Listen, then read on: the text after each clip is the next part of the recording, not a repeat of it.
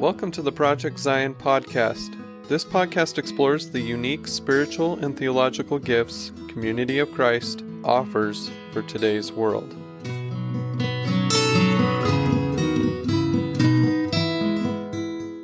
Hello, Project Zion listeners. This is Brittany Mangelson, and I will be your host for today. I am thrilled to have on a dear, dear friend who is no stranger to the podcast. Today, I'm going to be talking with Linda Booth, a retired apostle and the retired director of communication in Community of Christ. She's also a grandmother, a skilled artist, and a host on Project Zion podcast. Linda hosts our Coffee Buzz episodes with the First Presidency and our Coffee Connect episodes, which are short stories from Linda's life and ministry. And on top of all of that, she's also been a guest several times before she was a host. One thing our listeners might not know is that her service of 23 years on the Council of 12 Apostles in Community of Christ was absolutely historic.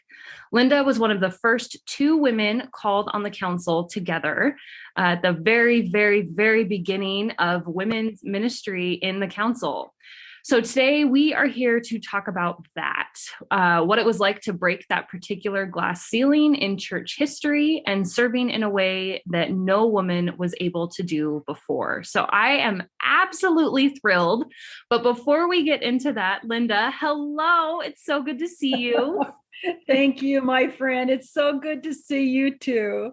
So let's have you introduce yourselves to our listeners a little bit. I know that they probably know a lot about you, but is there anything else that we should know before we get into this conversation? Are there any updates you would like to share? Just say hello to the people. Well, hello, all the listeners on Project Zion. I'm just a regular, ordinary woman who God chose to do something and provided the way and the means and the confidence and the presence to allow me to do what I believe God called me to do. So my life has been joyful and filled with wonderful experiences of meeting people in different places and different cultures and different walks of life. And when I struggled with this call, I kept thinking, I went back to Jesus's life and thought, well, if I just am in the midst of the people loving them, and it's going to be okay. That's so beautiful. And I am so glad that you said yes.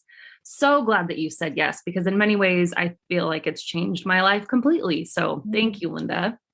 So, Linda, I think you've shared before at some point in the 5 years of recording Project Zion, like I said, you've been a guest several times, but can you remind us where you were with the church when Section 156 was brought to the conference? Really quick for our listeners, Section 156 was the section of the Doctrine and Covenants that brought us the ordination of women, as well as the building of the temple. But Linda, I'm wondering what your initial feelings were about the ordination of women, and did you have any idea that it would impact your life? Well, first of all, when that call, or it was approved by the conference, so delegates at the World Conference, the revelation or the inspired words were presented to the conference, and it was voted. And I was in a car driving to Lawrence, Kansas, which is was about 40 minutes from where I lived. I was finishing a degree in communication and journalism, mass communications, and I was driving into the student parking lot, and the news came on, the hourly news, that the Reorganized Church of Jesus Christ of Latter-day Saints, that those delegates had approved the ordination of women.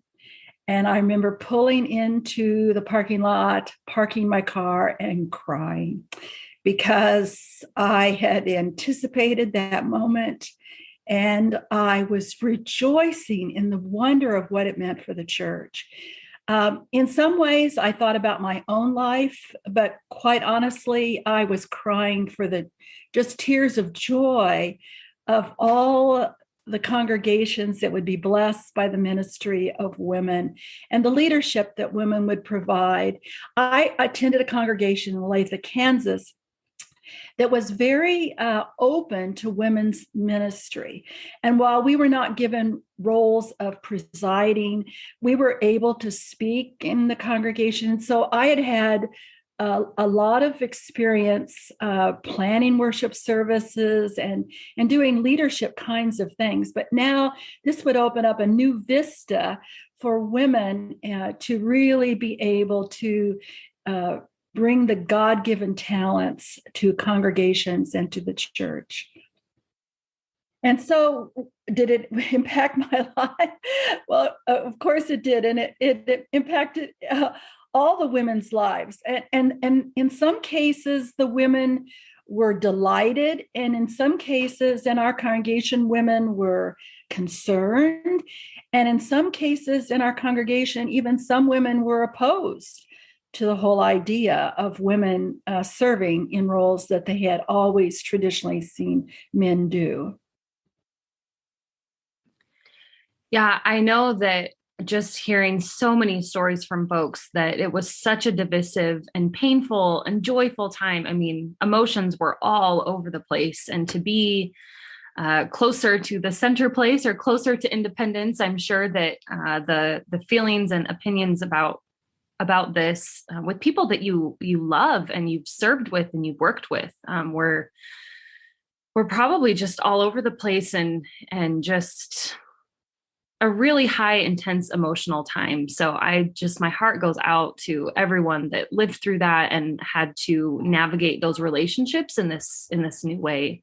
But it sounds like your congregation was relatively progressive if they were allowing women to preach and things and to speak and to be part of services. And so to have that leadership, budding leadership skills being planted in you, but then to have it opened up to a new way with ordination. So yes. So let's talk about your journey with ordination. You didn't just jump to apostle. No. Can you give us a brief overview of the offices you served in, what roles you've had, that kind of thing? Well, I first need to tell you about a non-priesthood call. And I know that sounds odd, and it was quite odd, but it was also very disturbing. So after the inspired counsel was given for women to be ordained, we knew in our congregation that there would be women called to the priesthood.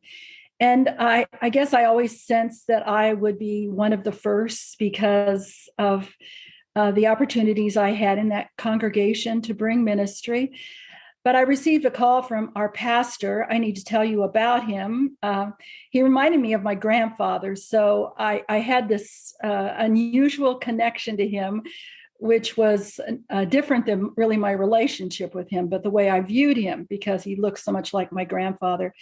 And he asked me to come to lunch. And I was excited because the previous pastor had been the one who had invited me to do all kinds of ministry. And this pastor had never asked me to do anything. And so I was excited because I thought, I'm going to suggest to him to have a congregational retreat. And I was going to offer to lead that. Well, we sat down at lunch and he proceeded to tell me that he would be calling women in our congregation to priesthood and to be ordained, but he would not be calling me.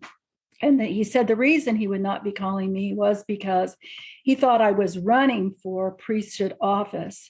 And I was crushed because when I had been invited to participate in services, I did so, I thought, with a humble nature and with a desire to provide the ministry that the people needed. And so I went home and I told my husband, and he was furious. And he said, how dare he give you a non-priesthood call?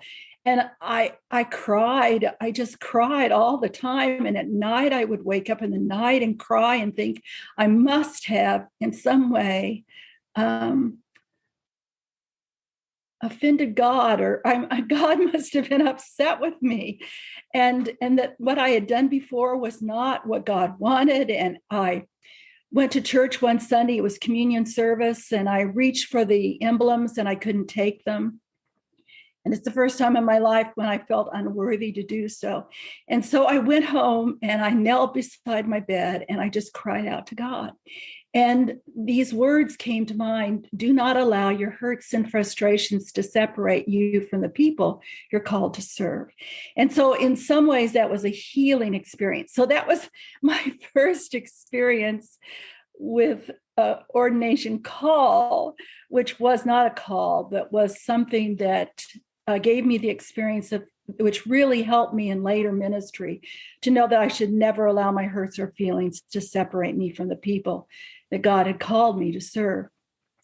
So that very same pastor, about a year later, did call me to the office of elder.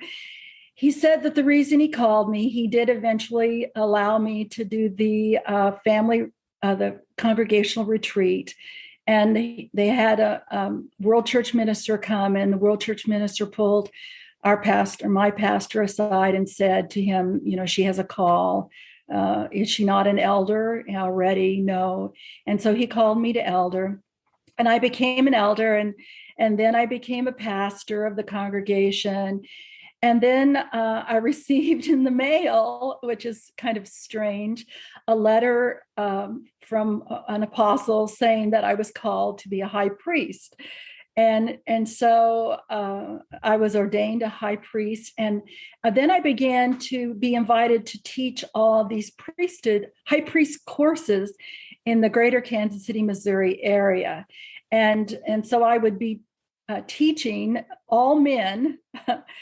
I don't remember ever having a female in my class. I would be teaching them about what it meant to be a high priest, which was really kind of amazing if you think about it, that a relatively young woman teaching temple school classes for primarily men, mostly men, all men, on how to be a high priest. And so I was a high priest for several years when I was invited to serve as a counselor to the president of the high priest quorum. And so that was my journey through ordinations. Wow, what a beginning, though. I'm really impressed that you did not let that completely deflate your sense of call and your sense to serve, because that's a really harsh thing to say. One of those things that's like, okay, sir, you can think that, but maybe keep it to yourself. Yeah. Well, it was really hurtful. Because I really thought I disappointed God, and it was of all things, it was something that never should have occurred. Mm-mm. But it did help my ministry in that it did help me to understand that those kinds of things do happen in ministry. You do get, people do say things sometimes that are very hurtful, but you can't allow that to defer you from the calling that God has given you. You just can't. Yeah. Can I ask how your relationship with him was once you were ordained? Did he apologize or have no understanding? No.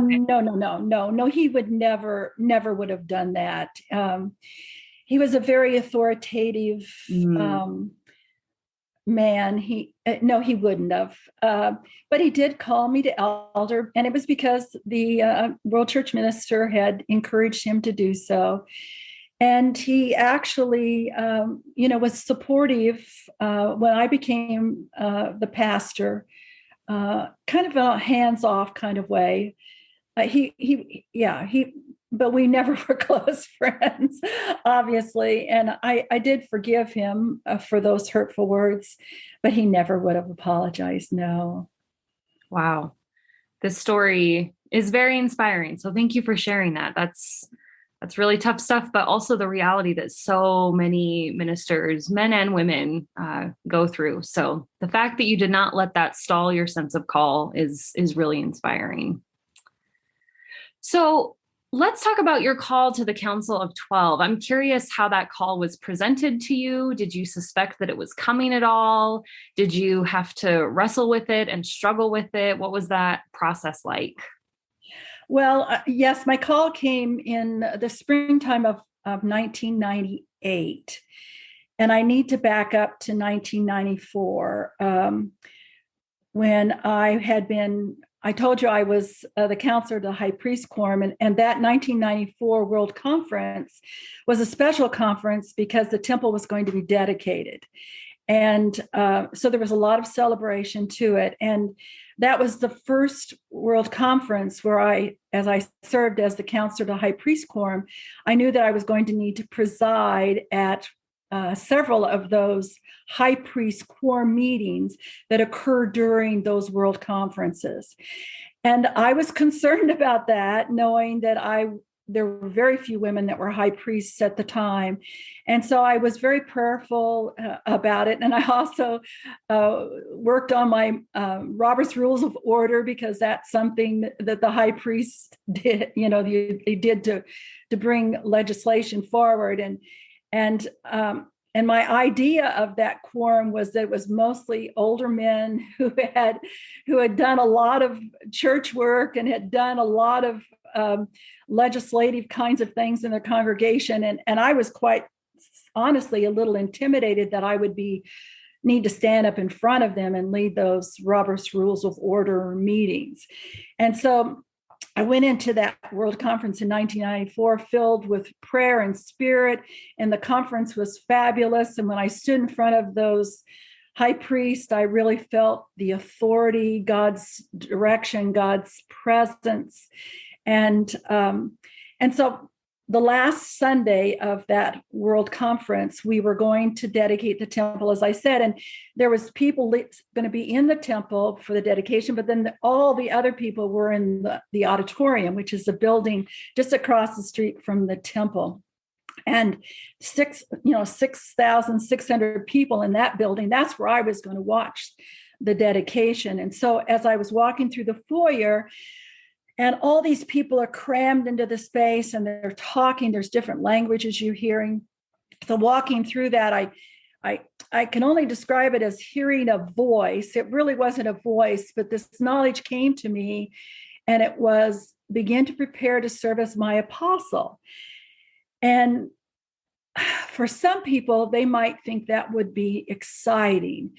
But for me, I walked out of the auditorium, didn't attend the dedication. I got in my car and I cried all the way home, half-hour drive home. And I cried and I said, God, you can't make me do this. That was somebody else's message.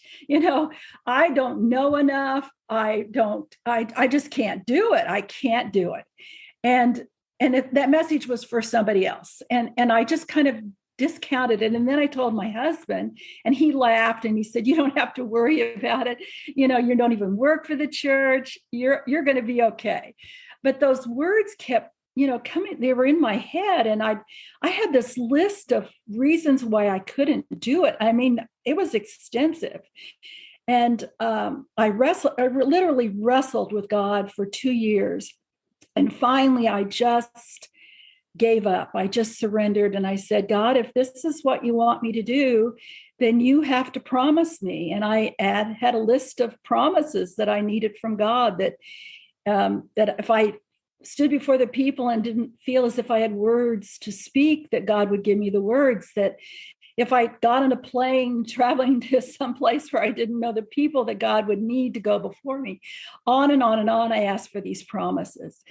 And so so for 2 years, I wrestled with it. And then I got a call from Grant McMurray asking me if he would meet me for lunch. And I did so. And that was just to ask me to come to work for the church. And he gave me two choices. I could be a pastor for a large congregation in North Kansas City, or I could come and be assistant director of communications. That was in 1997. And as director of communications, I would be officed out of the temple. And I asked him which role he wanted me to be in. And he said he would prefer that I would be the assistant director of communications. So I went to work for the church, leaving a job I loved, with the promise from the superintendent of schools. I was director of communications for a large school district in Kansas. With the promise from the superintendent, if it didn't work out, I could come back in 3 months and get my original job back. But I knew I wouldn't be going back to that job I loved. But so I get this call from Grant McMurray, and I knew that probably is what he wanted me to talk about. And so I went into his office, and he sat across from me, looking out at the windows down in the meditation garden. And he said, "I have a call for you to serve as an apostle." And Brittany, if I hadn't had that experience 4 years before, I would have just been flabbergasted. I wouldn't have known what to do with the call. I wouldn't have known what to say. But because of that experience 4 years before, and having wrestled with God and knowing that God's promises are true, I was able to say yes. So I did wrestle, but it was not right when he gave me the call. I had wrestled for many years before that. Linda, thank you so much for sharing that story. I know that it was probably such a jarring experience for you. I mean, it sounds like it was, but to have that time that you could wrestle with God, figure out all of your quote unquote excuses, like you said, of why you couldn't do it or shouldn't do it, but to be able to process that and work through that. And then when the call came, you were ready to go. What a blessing that is. What a good way to start your ministry in the 12, because you had already grown in confidence and grown in your rootedness of this sense of call. And you were able to say yes, which is really, really exciting. So let's talk a little bit about what that transition was like. I'm curious to know how you were mentored into that role. I know that so many of those first women that were ordained felt like they had to play catch up for generations of lost time with the church, because all men at least had some sort of idea that they could be ordained at some point, and women and girls were just simply treated differently. So do those feelings resonate with you? Did you feel like you were mentored and accepted into the council? Yes, I felt very welcomed into the Council of 12, into the Leadership Council. I felt there was never any thought that anyone was upset that Gail or I would be ordained as the first women in the Council of 12. In fact, we were welcomed into that council. It was in other places that I felt as if there was a lot of reticence, and that I needed to prove myself, and I needed to prove that I could do what God was calling me to do.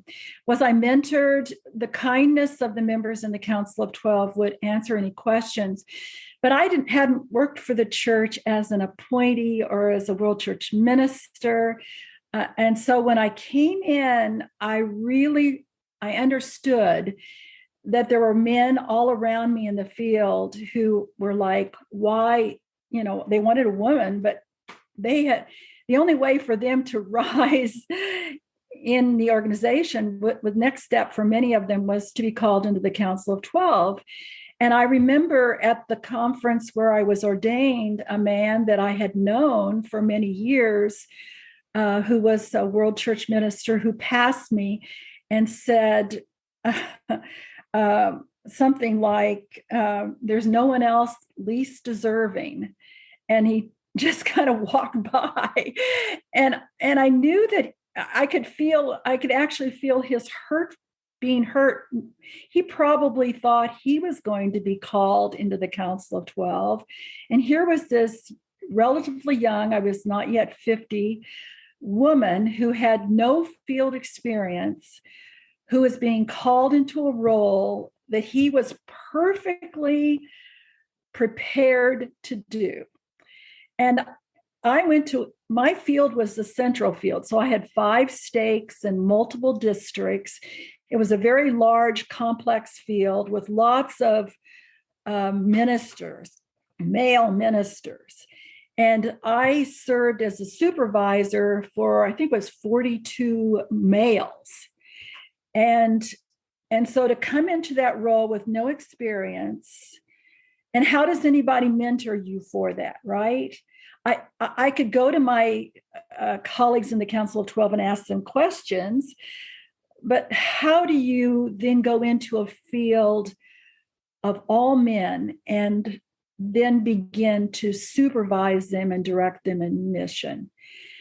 And so I went into it prayerful, obviously, but I also went into it with a great respect for each one of those men and what they had to offer me and to mentor me. And not while I didn't ask for them to mentor me, I spent the first year or so listening, getting to know them, building relations with them, discovering their giftedness, encouraging their giftedness. I also, because I lived in my field, I ended up having lots of preaching assignments. People wanted me to come into their congregations to preach. And so, quite honestly, at one point, I looked at my calendar and realized that I had said yes to every Sunday that first year and into the next Sunday, which was totally ridiculous. But you had so many people wanting you to come and speak because you were the first apostle. You were an anomaly. You were like this unusual something. And one of my skills is in speaking. And so I did go into the congregations and travel in my field to different places in order to be in the midst of the people so they could get to know me and I could get to know them. And building those relationships with people in the pews as well as the ministers that served with me was very important to me that first year. So the mentoring was just being thrown right into the midst of it. There's no way you can really prepare for something like that. At least I don't know how you could have, other than the fact that you had to really have a strong sense of call. I remember little men, old men, walking up to me after the service and saying, I had some real questions about this, but I think it's going to be okay. I even had women do the same. But people know if you love them. And I do love the people. And in return, they love me, which was also helped me in that transition period. But it wasn't easy to be the first woman. And I didn't focus on the fact that I was the first woman. I focused on providing the best ministry that I could to the people. And that's how I approached it. Not that it was something fabulous that I now was an apostle, but humbly that I was a servant minister. Oh, this is making me tear up a little bit. Linda, Well, in that first year too, Brittany, the only way I could describe it is I felt like I had stepped out of an airplane, not an airplane on the ground, but like at 30,000 feet. It felt like, I don't know, it was just extremely difficult, but wonderful too. I don't know how to describe that first year.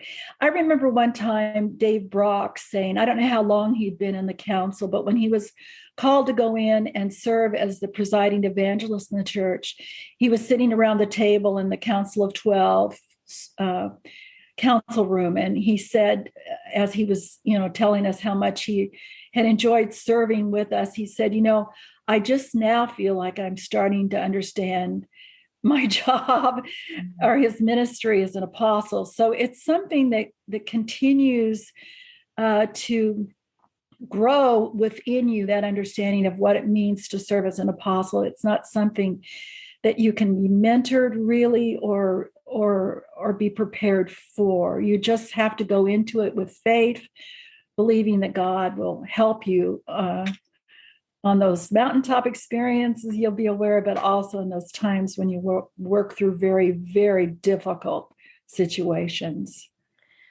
Yeah, and having the added pressure of being one of two women entering into this role, there's not that built-in camaraderie of understanding what it means to be a woman who is in the field working with folks who, some of these folks probably voted against 156, and maybe they stuck around with the church. And that's something that clearly no one can mentor you through, and you just have to be a pioneer and push through it. And like you said, serve the people, love the people, not focus on the thing that makes you historic, right? No. That's probably what people are bringing to their interactions with you. And so there's this underlining pressure to, with the little old men that would come up to you and say like, oh, I had my hesitations, so that they were coming into this experience with some level of bias, and you just have to show up with your whole heart and serve the people and hopefully show them that this is going to be okay. Like that's just a big weight to carry. And I've seen your ministry, I've heard you preach, I've seen you be with the people. And so I know you do it well, which is part of why I was tearing up. Because it's not easy. It's not easy today, but I can only imagine that it was not easy in the late 90s. So thank you so much for sharing. You're welcome. Something just popped into my mind and memory. After I was ordained at that World Conference, which was earlier in the week, and then, you have a week of conference to go.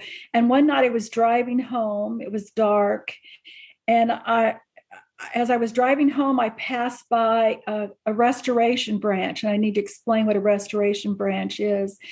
It's a congregation made up of Community of Christ members or Reorganized Church of Jesus Christ of Latter-day Saints who split from the church when women were ordained, and who believe that they are now the one true church, but they have no women ministers. They have no women participating in services. And as I was driving past this restoration congregation, which I've driven past, hundreds of times before, I had this impulse to drive into the parking lot. There in the dark, I sat in my car and I said a prayer, and I didn't even know what the prayer was about. Within about 2 months of my ordination, I got a call from a woman whose cousin was a restoration elder. And she asked if I would be willing to meet with this restoration elder. He was a pastor of a restoration branch. And I said, well, yes. Which was a little brave when I think now that a woman apostle newly ordained would go to meet with a bunch of restoration elders. But I went to a congregation in Parkville, I think that was the name of the congregation, in Blue Springs, Missouri. It was one of the congregations that had remained in the denomination, Community of Christ, but they didn't have women in the priesthood. And so they were allowed to be remained in the church, but without following, quote, the rules of calling women. And so I met in that congregation with about 8 men, and we sat around the table and we talked and we prayed together. And when it was time for the meeting to be over, I can't even remember what we talked about. The restoration elder, who had been pastor of a restoration branch, said, I like you, Linda. And I said, well, I like you too. And he said, can we meet again? And I said, sure. And so we started every month meeting, and I called it, let's see what I call it, the Restoration Reconciliation Committee. And when we met for about a year, and we decided we were going to have a hymn festival. And in Faith, there's only a few places they would meet. They wouldn't meet in the temple. They would meet in the auditorium. The auditorium holds, over 6,000 people. And we said, well, that's a pretty big venue. We said, well, no. So we planned this Restoration Hymn Festival. And when I got there, there were already people arriving, and there were over 3,000 people that showed up. And the hymn festival had both men and women reading scripture. And we had Jesus's image, different images of Jesus Christ on the screen above as people were entering, because we were all focusing on that. What we had in common was that we believed in Jesus Christ. That was the center of who we were. And when and there was all these people. When I left like an hour after the service, there were still people standing in the aisles, because you see, those people, because of women being in the priesthood, they left the church, and some of them had never worshiped again together. Families couldn't worship together. And that reconciliation, we had another one as well. That's the craziness of God, that God would take a female apostle to lead.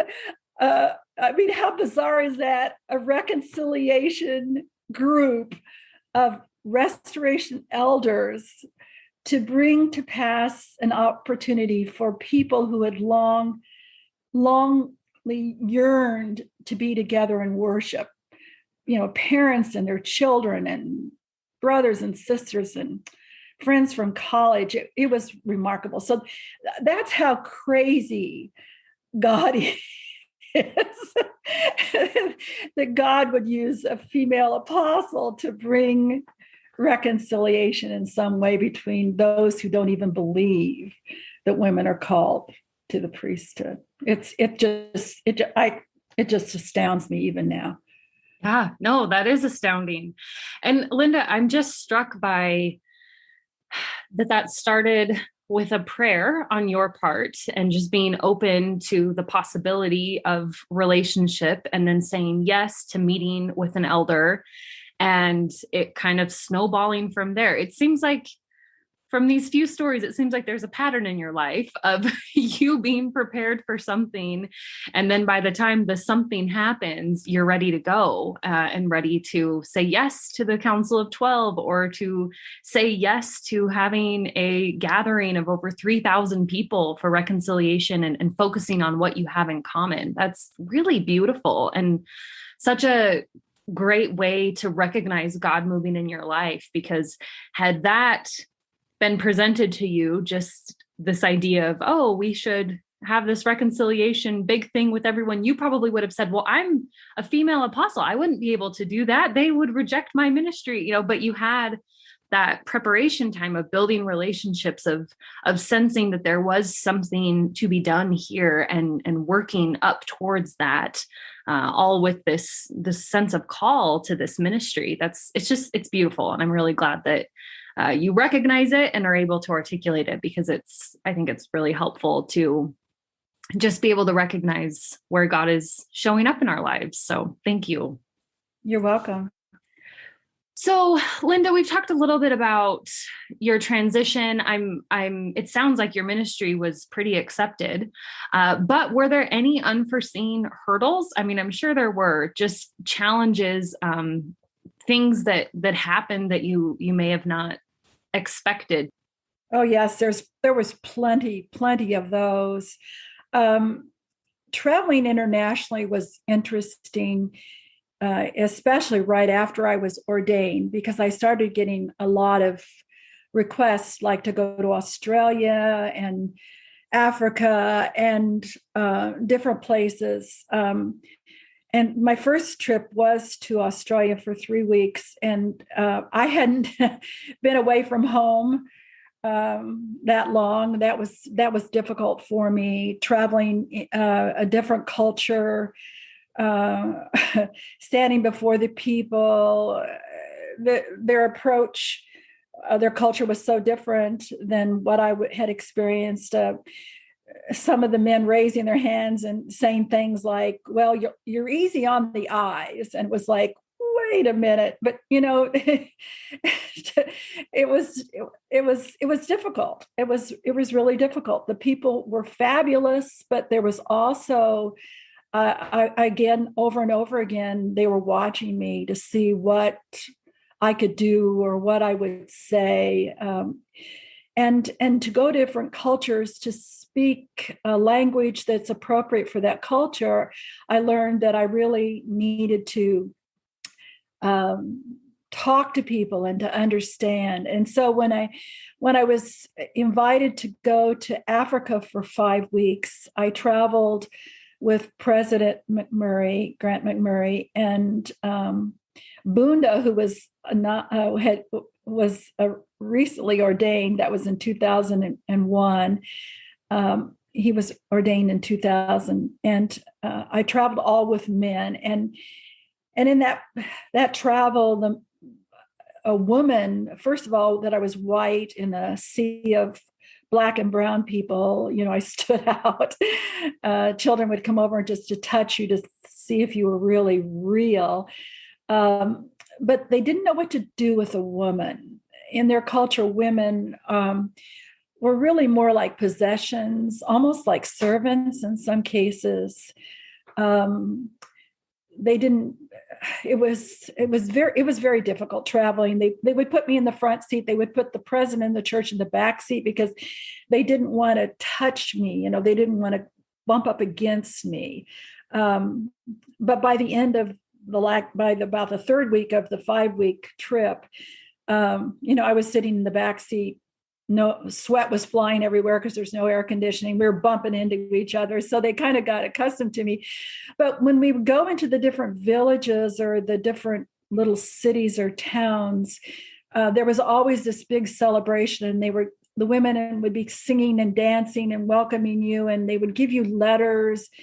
And they would call me Mrs. President. I think some cases they thought I was Grant's wife because they couldn't figure out who I was and but Bunda wanted them to see a female in leadership. And so wherever we would go, he would have me speaking. And sometimes I spoke rather than even the president of the church, because for Bunda, it was very important, Apostle Bunda Chibwe, it was very important that men and women saw a female in leadership roles and to understand how important that was. I traveled again in 2019 to Africa. It was the summer after my retirement, after 23 years. And I traveled with Catherine Mombwe, who was recently ordained an apostle. And the joy of traveling back to Africa with her, supporting her as an apostle, and understanding the difficulty she now faces going into a culture where there are many women pastors now that weren't there when I was first there in 2001. And so the culture is beginning to change, and to understand the significance of women's ministry and the acceptance of women's ministry. But to travel with her as a female apostle was such a joy for me. And I continue to pray for her every day, knowing that just as I faced certain challenges, the challenges that she faces in Africa as a female apostle are much different, similar, but much different than those challenges that I faced. But she is a fabulous minister and a strong leader. And I could even tell after the end of the 2 weeks that even the people in that place were beginning to accept and to understand that she was truly a called apostle of God. Oh, I'm so glad that you followed up with that story about traveling with Catherine. Her ordination was one of the highlights of my experience with Community of Christ. It was such a celebration.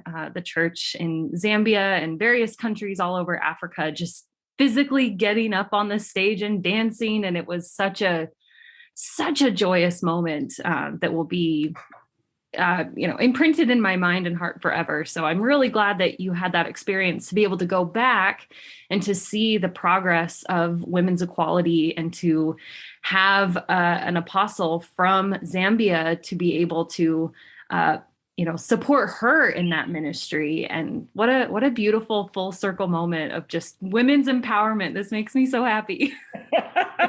And it was, and I celebrate that wonderful calling in her life. And of course, we have 5 women in the Council of 12 now, and we have women in the First Presidency and the bishopric, and the presiding evangelist is a woman.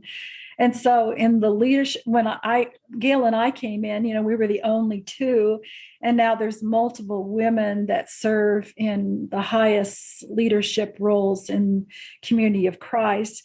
And of course, in mission centers, women, in the United States in particular, but in other nations as well, are very active in leadership roles and in congregational life. And so we've come a long way since 1998 when I was ordained. I really believe that when you think about it, it's a pretty fast transition into leadership and acceptance as well of women's ministry and call. For sure, which is why the pressure that you were under was probably so intense, because it was relatively quickly, especially considering the history of the church.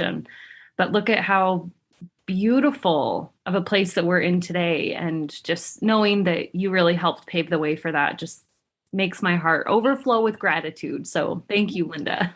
Well, it's interesting when I hear you say that, because I don't see myself in that way, really.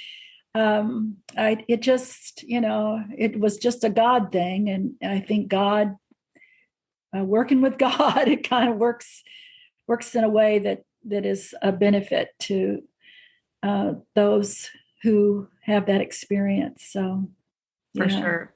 Well, that's the humility in you coming out, because I think you're just a great pioneer. So I'm just really grateful. So it sounds like the transition from the perspective of the males on the Council of 12 was pretty positive. It sounds like they were supportive, and that you were friends, and that they were there to have your back. I'm assuming, maybe this is an assumption, but I'm assuming that it was the same with the first presidency, because at that point they were an all male presidency. The bishopric, like you said, was all male. Did you get that same sense of support from the first presidency when you first came into the 12? Yes, absolutely. I will say Bud Sheehy, who was counselor to the president, Grant McMurray, he had known me as a youth. He had been a youth leader when I was growing up. And so I had a sense every once in a while that he still considered me a youth. But he was also very supportive. Everyone was. They celebrated. They would have done anything. They wanted women in leadership. They really did. There was no reticence. There was no stumbling blocks. They were always very encouraging, and they did become, especially in the Council of 12, my close friends and colleagues. It was quite remarkable. Good. That's so glad to hear. Thank you. So, Linda, you've shared several stories from your ministry, but I want to hear more about the work that you did on the council. And I know that several decades of church work can't be summed up in just a few minutes, but what are some of your highlights? What were some of your greatest joys as you traveled around and served the church in this role? Oh, my goodness, my greatest joys. Well, when I first came into the council, I recognized that oftentimes the council would encourage me to speak on behalf of the council just because I was a female. They wanted that female voice. And so early on, I remember being asked by the council to speak in favor of the name change from Reorganized Church of Jesus Christ of Latter-day Saints. And I remember the joy when that name was changed. I remember the joy of when the Council of 12 was tasked with choosing the president of the church after Grant McMurray resigned. And the spiritual process we went through of discernment to provide a name for the church. And I remember the joy when the council met and we each shared our testimony that Steve Easy was the one that was going to be called to be the president of the church. I remember the joy and the wonderful sense of spirit as we deliberated together with the church through that process. Other joys were, I don't know how many high priests and evangelists and 70 I called and ordained. Each one of those prayers and deliberation with those people was a joy. The U.S. National Conference, when we, as a small team of us, worked 5 of us worked to prepare that conference for the United States when we asked the delegates to come and to consider the ordination in states where it was legal at the time to ordain gay, lesbian, men and women to ministry, and the joy of being able to stand with that conference after the vote and to be the one to read the final tally that it had been approved for ordination, as well as for marriage in states where it was legal, or special services to join together men and women who love one another and made a commitment for their life. And I remember the joy of going to my friend Peter and Mark's commitment service in Michigan. What a joy that was. Oh my gosh, I could just go on and on and on. Ordaining a young woman named Nancy that I met in Chattanooga, who had been a stripper and who had changed her life, and to ordain her to the office of priest, and then eventually of elder. Just it goes on. The joys outweigh any of the challenges or the heartaches of leadership. The joys are just so many, so many.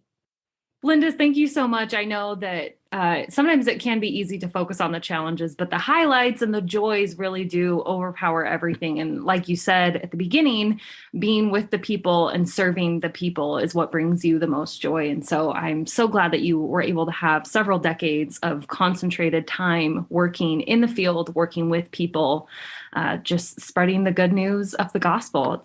I'm really glad.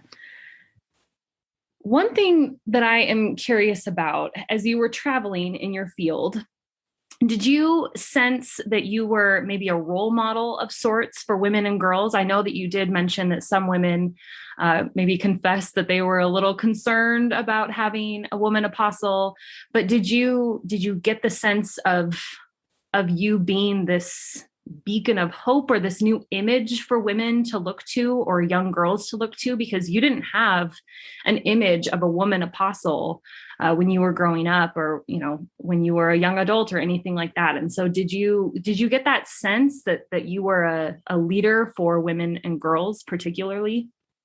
Yes, I did feel that responsibility to be able to be that encourager and inspirer of women and girls.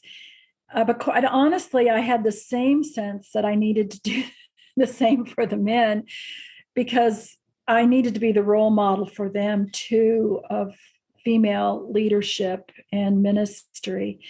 They had been experiencing women in their congregations as pastors and in services, but to have a woman come in as a leader.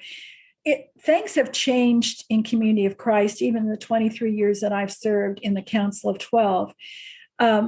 When I first went into the council, there was this reverence for apostles. I mean, even when I was growing up, it was like they were like these superhuman, like above everyone else, kind of pedestal-like. And I just wasn't comfortable with that view of leadership. And so for the men as well, who wanted to maybe put, all of us in the Council of 12 on these pedestals or in a different place, I wanted people to understand that I was vulnerable, just like they were, that I was open, just like they were, that I was humble, hopefully, just like all of us were. And so while I felt as if I was a role model for women and young girls to not aspire to ministry, but to recognize that they had a calling and would most likely in their life have that sense of call lived out. But I also felt as if a real responsibility to men as well to be the role model of what a leader, servant leader was, not someone separate from, but someone in their midst. And so I felt that also in my ministry and my calling as well. That's really beautiful. And I'm so glad that you brought that up, because we often point to women to be the role models for other women, which is great. But I am raising a son in Community of Christ, and the fact that he is surrounded by women in leadership is just as important to me as it is for my daughters to see that as well, because it changes the way that he will interact with women in the future. It changes the power dynamics, it levels it makes everything more equitable. And so to have that in his mind and culture and understanding of how the world works is very important to me. It's really great that my daughters can see women in leadership and can see themselves reflected in their church leadership. But yeah, it's really important for my son to see that as well. So I'm really glad that you brought that up. Thank you. Yes, I had an apostolic assistant once who he was kind of a harsh man. Great, he very gifted, very talented. But when we first started working together, we sat down, which is what I would do with people, and we talked about our work styles, our personalities, what we wanted to know about each other, and I could tell he was, what would the word be? Not concerned about working with me, but not knowing how his harshness, he was brusque, and how that would work with the way in which I approached life. And I remember once he came to me after several years of working together, and he said that someone from the field had made a comment, well, how was it working with having a female as his boss? And he told me that he had told this man that he was surprised that that working with a female apostle had allowed him to tap into a side of himself that he wasn't aware that he had, and that he realized he was becoming more vulnerable to people. He was becoming, I don't think he used the word soft, but there was a kindness that was beginning to emanate from him that he was surprised by. And so for him to make that confession to me, first of all, that he was concerned about serving with me, but that just our interaction together and the way in which I approached life had made a difference in his ministry, was really gave to me a sense of wonder and surprise. We don't recognize, if we're just true to who we are and who God has made us, if we're true to that and not try to be someone else, I didn't come in as an apostle with great authority, and I am the boss and you need to, I came in as a servant leader who was willing to listen to and to be open to new ideas that they had to offer, as well as, and it helps to be who you are. So sometimes I think women believe that if they go into a role of leadership, then they have to act more like the men act in that authority. But if you're just who you are, and you are authentically who you are, that's all God asks you to be. God doesn't ask you to be somebody else. God called me, Linda Booth, knowing my inadequacies, knowing my need to have confidence. God brought me into that place knowing who I was, and God never left me alone, and always gave me the promises that I'd hoped for. The promises were kept. So for women in leadership, you don't have to go in and act like a man and be that male authority. You go in as who you are, and God gives you the gifts and the authority. And if you go in with love, that confidence comes to you, because in the midst of that love and compassion, the people respond. Linda, that's so beautiful. And it's such an important thing to remember. I know that in the priesthood calls that I've had, I've wrestled with them and have thought, well, I'm not like so-and-so, or I can't do this as well as so-and-so. But whenever I kind of get some sense shaked into me and recognize that I am being called in my inadequacies, in my insecurities, in the midst of what I can and cannot do.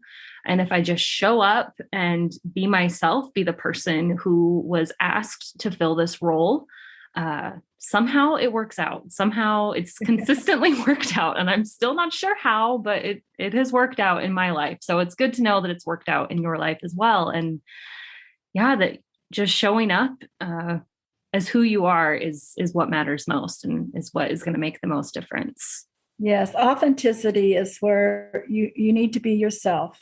Mm-hmm. You need to be vulnerable. You need to be vulnerable to the people and as well as God's Spirit. And then the rest works out. And oftentimes in a way that you never expected. I've discovered gifts that I didn't know I had because of trusting in God. I never thought of myself as a courageous person, but I know I'm brave now. So you discover all these things about yourself, and the things that you didn't know about yourself, God magnifies. So you're right. It's just saying yes, and then trusting and having faith that God will show up, and God does. Yes. Thank you so much again for that, Linda. I am curious though, do you, in the position you're at now, you're retired, you've served your decades and decades and decades with the church. Do you still see that there are areas in the church where women's voices are missing, or that we could achieve a little more equality? Or do you think that we're pretty okay as far as the equality of women in Community of Christ? Well, I'm trying to do it from an international standpoint. I believe in Western nations, women do have that equality mostly. I mean, I'm sure there's instances where in some congregations that they don't. But universally, that seems to be the experience in Western nations, that women have that opportunity. As I've already said, in Community of Christ leadership, on the highest levels of leadership, women are there and present in bringing that leadership and ministry. There are still some countries that I have visited where I know that women need to have that sense of strength and courage. I was in Central America for several weeks, and while there were women in leadership, I could tell in that culture, women still, in some places, did not have a sense of authority or the confidence that they needed. And even when I went back in 2019 to Africa and saw the big changes that have occurred in the culture and the way in which women are respected, there's still issues in that place with the way women are treated. So generally, I would say in Western nations, yes, the women's voices are heard and respected. But in other places, that's not true. I'm really glad that you brought up the international aspect of this. I think I know for me, really easy to look around my congregation and my mission center and the larger church in the US and Canada and the Western world and see the places that we still have to work for as far as equality goes, just in general terms. And sometimes I forget how far we actually have come in the United States. And when we talk about church policy, when we talk about church culture, it's not a uniform thing across the globe. And so we still have a lot of work to do. And I'm also sensitive to the idea of Christianity imposing our culture and beliefs on other cultures. And that's a form of colonialization and violence and even white supremacy. And so there's a lot of things to consider when we talk about equality, because where we are at in the United States is not where everyone is at. And so I have a lot of compassion for church leaders as they're wrestling with various policies and calls to leadership and trying to diversify our organization, because we really are in places that are not on the same page. And so to have a universal understanding of, we need to have this many women or this many people of color or this many LGBTQ folks in leadership, et cetera, it just gets really, really tricky when we are an international community, an organization that has to have some sort of structure and boundaries and procedure. There's just a lot of cultural things that we brush up against. And so my hat goes off to all the church leadership as they are trying to navigate all of these things. It's difficult. It's really difficult. It is. When you just think about the Council of 12, so, in 1998, there were just two women, white women from the United States. And now you look at the Council of 12, and I'm trying to think, all the different cultures. We have a man from Honduras who speaks primarily Spanish. We have a woman from French Polynesia who is an apostle and serves in a variety of ways. We have someone from two apostles from Africa, both male and female. We have a Canadian apostle. We have a apostle who's Welsh from Wales. It's not, and we have different, the skin colors are different on the Council of 12. Like I said, 5 women, they each bring a voice that is so critical to the health and well-being of the whole church, to be able to understand that we are an international church, that we do have people from different cultures and walks of life. And so just to think about what's happened in those really few years, even in that leadership of that one council, I think it's quite remarkable when you see other denominations that struggle and struggle and struggle, and it takes, generations for things to happen.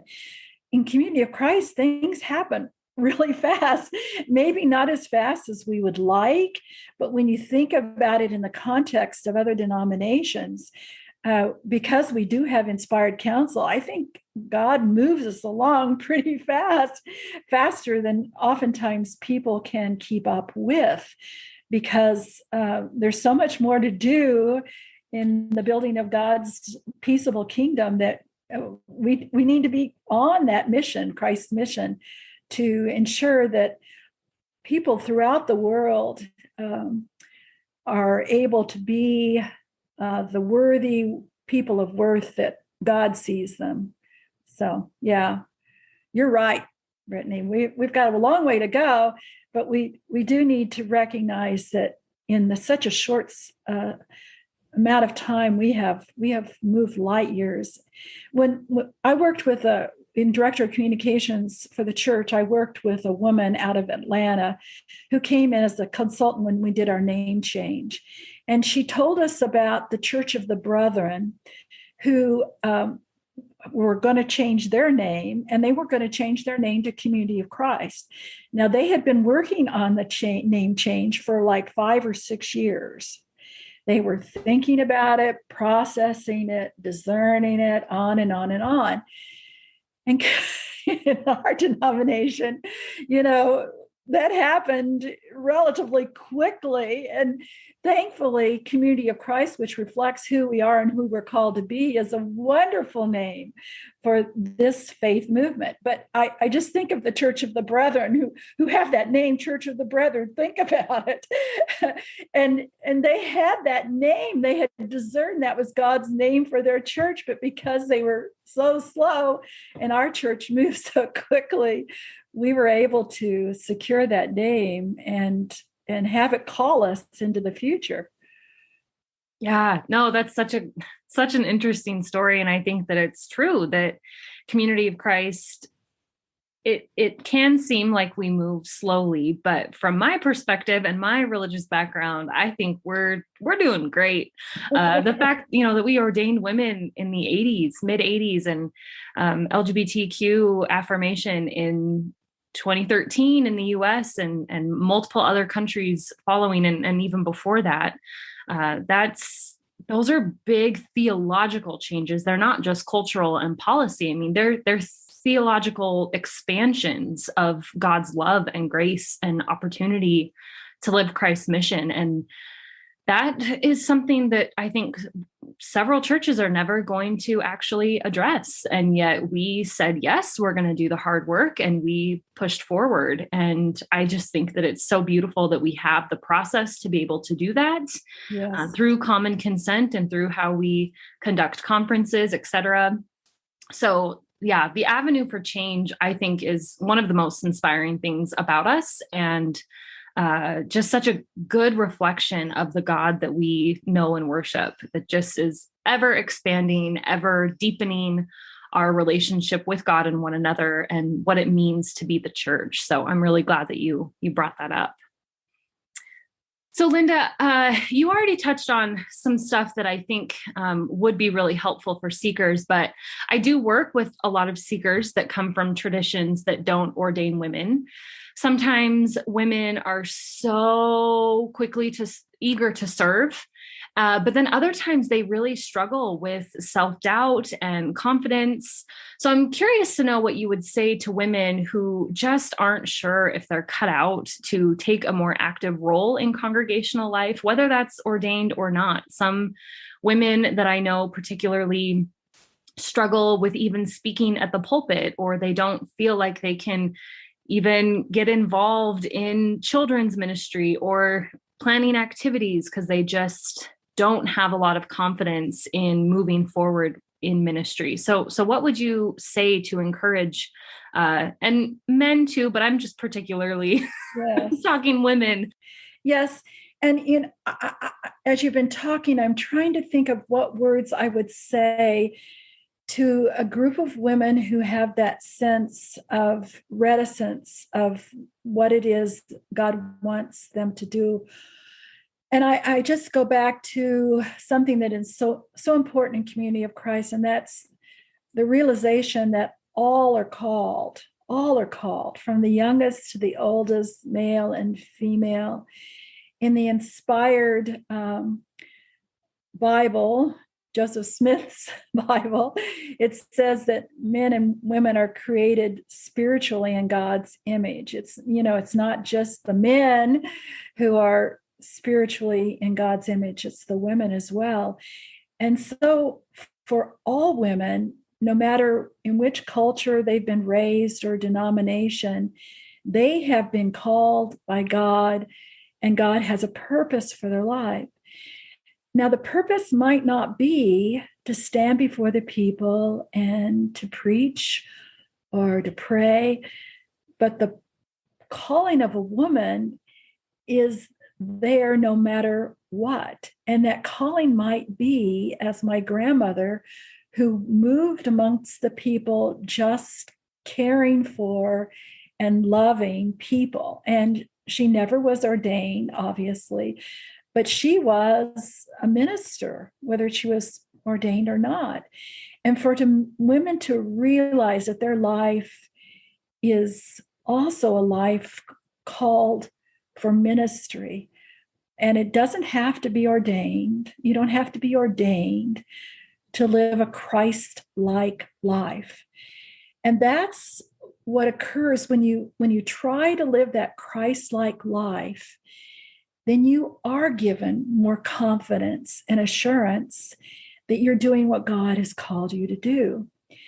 When you love, when you are gentle and kind, and when you reach out to people who need love and attention, which is something that all of us can do, and women in particular can do, I hope they feel that inspiration to risk something new in their lives. and allow that risk to take them someplace where they wouldn't expect going. And in the case of ministry, it's risking at times speaking truth, risking caring for, risking reaching out to. And in that risk taking, God's blessings will fill you with an understanding of how important your life is.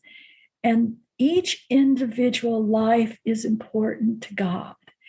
And Jesus made that very clear as Jesus walked the earth, and he reached out to the lame and the women and the untouchables and the unclean and all those people on the margins. Well, sometimes women might feel that they're a bit on the margins, but that's exactly who Jesus lifted up and encouraged them to be all that they could be, all that God created them to be.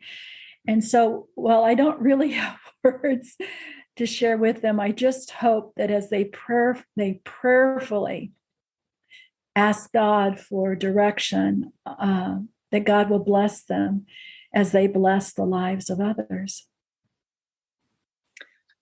Well, I think those are really beautiful words that you shared, and I'm grateful for them. And I think that your wisdom is felt and heard by so many, and I really appreciate it. Thank you.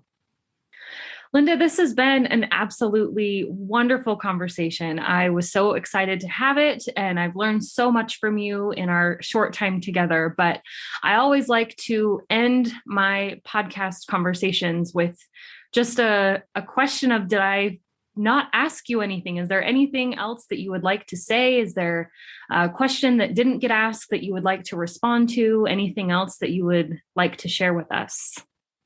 I think I've shared probably more than was even intended, but I guess I just want to emphasize that God uses ordinary people, and when a person says yes to God, that extraordinary things can happen, and gifts that you didn't know you have will be magnified, and if you just risk, God will bless you so much. And that's been my life. I've risked, I've stepped out of the plane at 30,000 feet. And I never thought of myself as being courageous. In fact, I always thought of myself as being timid. But if you just allow yourself to be taken someplace else, then amazing things can happen. And I want to thank you, Brittany, because when I first met you at the temple with your family and saw what a wonderful family you have, and recognized in you and your husband Josh immediately your giftedness and your call. And now when I see what has happened as you and Josh have risked and stepped out in faith, the blessings that have been brought into your life and your family's life, but the blessings that you've been to so many people, I just rejoice and thank God. Thank you. Well, thank you, Linda. I always am just deeply, deeply, deeply grateful for the community that allowed us to be part of you, that you all paved the way. You had the really tough conversations.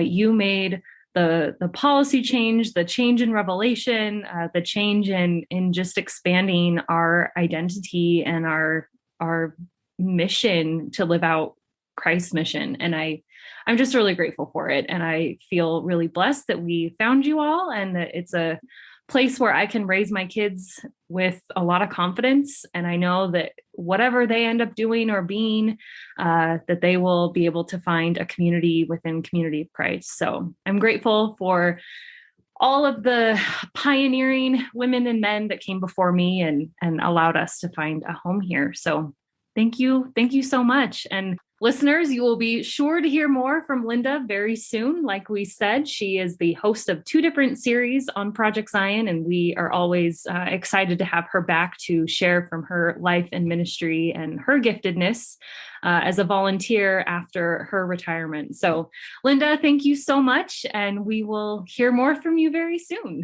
Bye.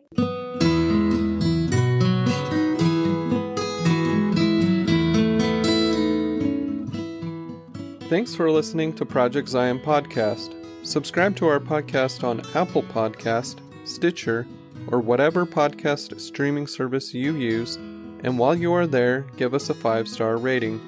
Project Zion Podcast is sponsored by Latter-day Seeker Ministries of Community of Christ. The views and opinions expressed in this episode are of those speaking and do not necessarily reflect the official policy or position of Latter-day Seeker Ministries or Community of Christ. The music has been graciously provided by Dave Hines.